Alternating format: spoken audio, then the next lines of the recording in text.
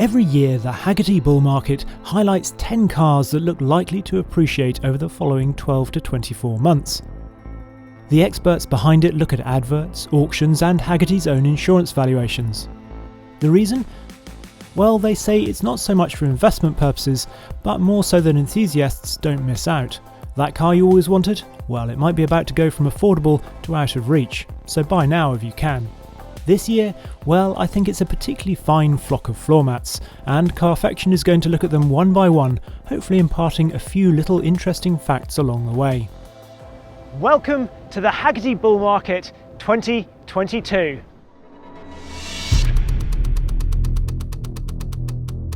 In this episode, we've selected this Golden Wonder. The Rolls-Royce Camargue was built between 1975 and 1986, and at launch it was the most expensive new car in the world at over £29,000. You got a lot of vehicle for your money though. It weighs over 2,300 kilos and troubles the tape measure at 5,169mm long, 1,918mm wide with a wheelbase of 3,048mm. That's 51mm longer than the new Range Rover. And it's appropriate that those measurements are in millimetres because this was the first Rolls-Royce designed to metric. The name Camargue is taken from a coastal region in the south of France, which sounds, well, terribly glamorous, doesn't it? Except that it's a region between sort of Marseille and Montpellier, which is mostly marshland. Not quite so glamorous then. In fact, it sort of probably gave the theme for this wonderful coloured leather that's in here, complete with, I love this, look, armrest in the seat. This is a fabulous interior, so much of its time, all this wood, probably walnut. There's a bit of aircraft about it too, sort of this steering wheel for a start feels like it could be the sort of the yoke in a Boeing. It says on the plaque down here, coach built by Mulliner Park Ward, but designed overall by Pininfarina. And it's a curious looking thing. There's certainly sort of quite an American feel to it. And actually, it wasn't very well received at the time. This is the first Rolls-Royce to have a slightly inclined radiator rather than a simply vertical one. And it was also at number 38 in my friend Richard Porter's book, Crap Cars, in 2005. Now, however, though, I think it's perhaps coming back a little more into fashion. If then you want to look fashionable, how much will it cost? Here to tell us more is John Mayhead, editor of the UK Hagerty Price Guide. The Rolls-Royce Camargue is one of these interesting cars. It was really kind of three generations of car. You've got quite an important chassis upgrade, and then in 1980 you got a real improvement in the car. And it's really these later cars that have become really quite collectible. The price guide lists them at between £20,800 and £58,300. But two have sold on the continent for over €100,000 this year.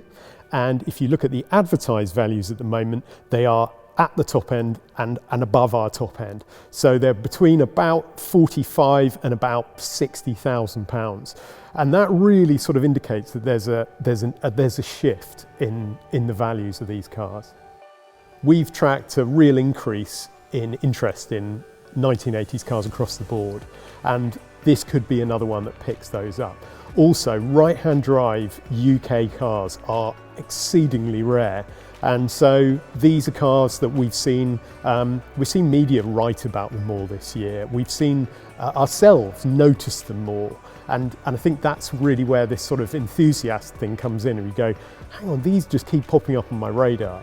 And we just think that will translate into an increase, not a huge increase, but an increase in value. This rather lovely example is in fact a 1977 car. So what does it feel like being behind the wheel? To drive today, this is it's fabulous. I mean, it feels like it wants to be driven slowly. We've got up front this wonderful 6 3/4 litre naturally aspirated V8. It had carbs in the UK, so SUs to start with and then Solex after that, and then in America it had Bosch Jetronic fuel injection. But this engine obviously sort of a derivative of it was actually still in use by Bentley in the Mulliner in 2020. It is, I think, the second longest engine in production after the Chevy small block V8. In this we've got just under 250 brake horsepower, around 400 pounds-foot of torque, and all those things you think of with a big Rolls-Royce like this, you know, the wafting, the boat analogies. I mean, it is enormous, but you know, the spirit of ecstasy up there at the end of the bonnet, it's glorious. It would make you smile, I think, whenever you got into it, this car. I have certainly smiled whenever I've got into it. What a privilege. And you do feel privileged in this Rolls-Royce.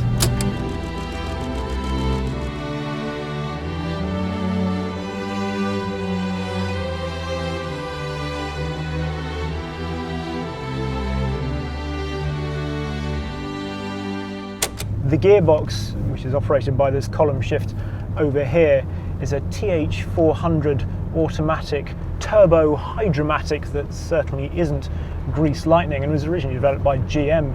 In fact, it's well, it's not grease lightning, but obviously it suits the character of the car. I did wonder what I and L, so we've got P, R, N and D, pretty straightforward, and then I and L. L is in fact for low, so that holds it in first gear, and then intermediate will let it go up to second but not up to third. Now you know.